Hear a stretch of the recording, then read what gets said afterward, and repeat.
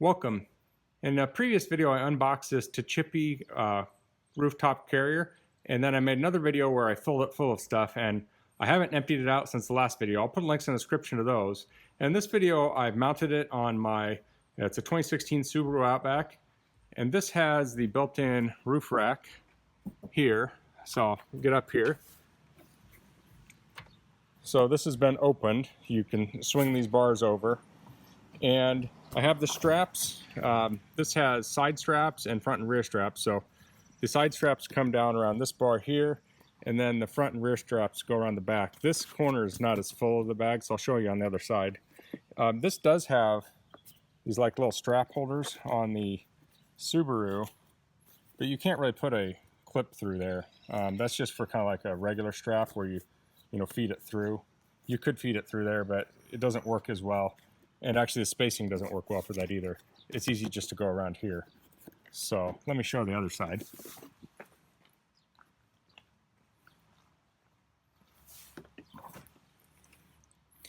So here it's going around the back, and this one's going around the side, and we're doing the same thing up front here. And to load this up, I just step on the tire, and then I lock the car. And I step right here to get to the front, and I put my parking brake on. I step on here to get to the rear to access, and I do that with when I do kayaks or any rooftop carrier on this car. So you can see it from the front here, and it's far enough back that the rear hatch will still open. Okay, now I'll skip around to the front here. And that's what we're looking like at the front. So I'm going to take this on a little drive, and I'm going to see if I hear any weird noises or any problems, and I'll do a recap. Okay, so I just want to drive on the highway with this, and I forgot to say earlier, this was provided to me by Tchipie, and they're not reviewing this before I post it. They're not compensating me for this or anything. They just asked me to review it. If you find this video helpful, I'll put a link in the description of this on Amazon, and if you use that link, it helps me out a little bit and doesn't cost you anything extra.